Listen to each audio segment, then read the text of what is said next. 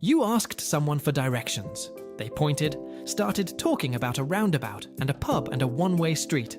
And you just nodded, said thanks, and walked away completely lost.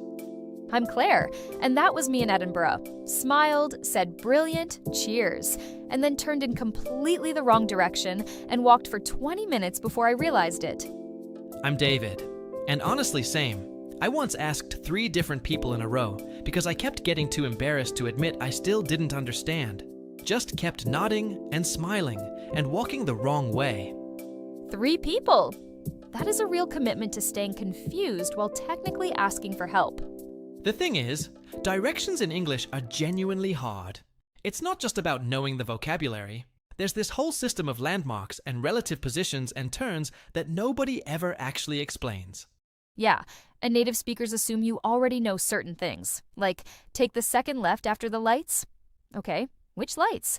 There are 4 sets of lights on that street. Do temporary traffic lights count? And people give directions completely differently, depending on where they're from. Americans love distances. Go 2 miles, then turn right. British people use landmarks. Turn left at the Tesco. Australians will just gesture vaguely. That's so accurate. I had someone in Melbourne tell me to go just past the bottle shop near the roundabout with the big gum tree. I did not know what a bottle shop was, and I definitely couldn't identify a gum tree. A bottle shop is a liquor store, which I also discovered the hard way on a very different kind of errand. So, okay, what are the phrases people actually need? The ones that come up in real situations, not the textbook versions. Let's start with asking for directions. The most important thing is sounding natural, not formal. Because people hear overly formal English, and they actually slow down and get more formal back at you, which makes everything worse. What does natural actually sound like, though? Because textbooks teach you, "Excuse me, could you possibly direct me to," which nobody says. Real people say things like, "Hey, sorry to bother you. Do you know where X is?" Or, "Is this the right way to the station?" Short, polite, casual. That's it. You don't need a whole setup. And the apology at the beginning, "Sorry to bother you," or "Excuse me," that actually matters.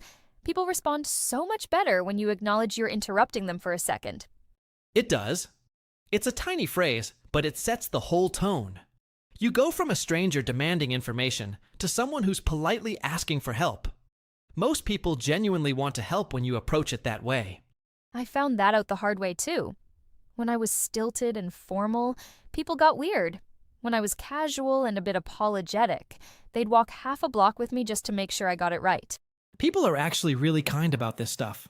It's not a test. Nobody's grading you on your English when you ask where the nearest pharmacy is. Okay, so you've asked. Now they answer. And this is the real moment, because they're going to give you 8 steps at normal speed, and you're going to catch maybe 2 of them. This is the part that nobody teaches, but everyone experiences. You understood the question. You understood left and right. You lost everything in the middle. And the instinct is to just nod and walk away because admitting you didn't understand feels embarrassing.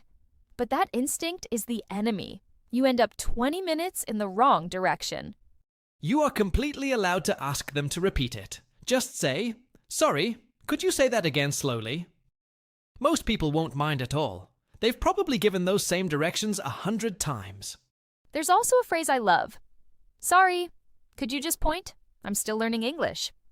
That works so well because it explains everything instantly, and people become immediately helpful. That framing is great. "I'm still learning" takes all the pressure off. You're not failing at something you should know. You're doing something genuinely hard, and you're being honest about it. And there are key words you can listen for even when you miss the details. Left, right, straight on, which in British English means keep going forward. Turn, cross, past, opposite, corner, roundabout.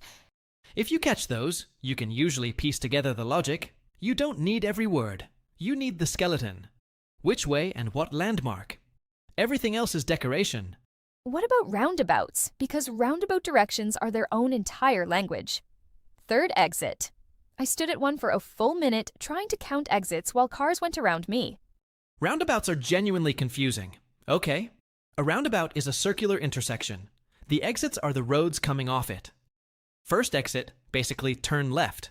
Second exit, go straight. Third exit, turn right. That's the mental shortcut. That is the clearest explanation of roundabout exits I have ever heard in my life, and I have been confused about this for years. It's one of those things where once someone explains it simply, it's obvious. But nobody explains it simply. They just say third exit and expect you to have absorbed the geometry somehow. Let's flip it. What about giving directions? Because that's a different kind of pressure.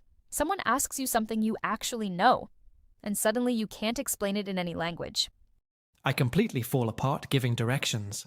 I know exactly where the place is. I've been there 100 times.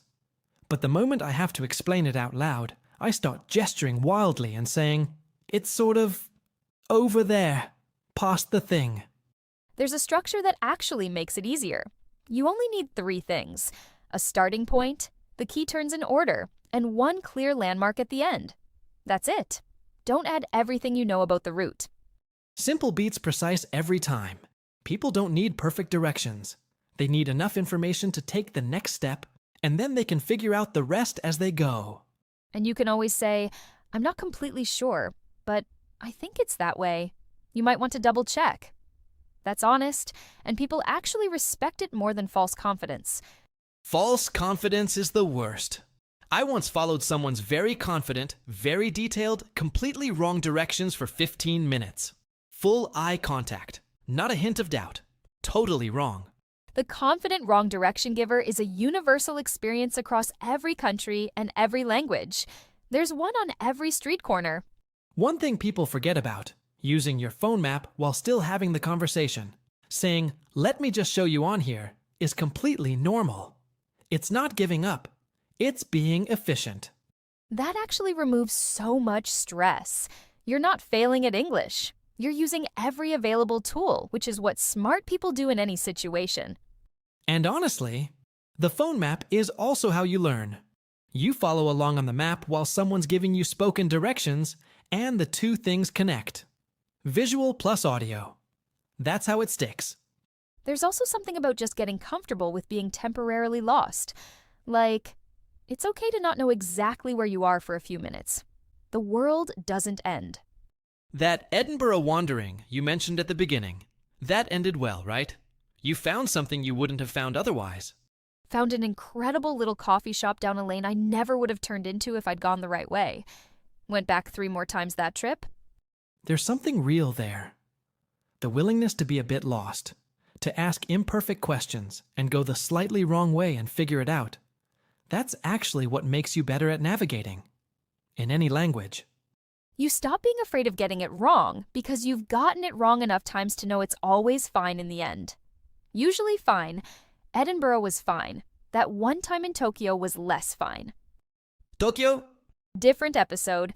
Very different episode. The short version is, I asked for directions, got incredibly detailed directions, followed them perfectly, and ended up at a completely different ramen place than intended, which was also delicious, so ultimately fine.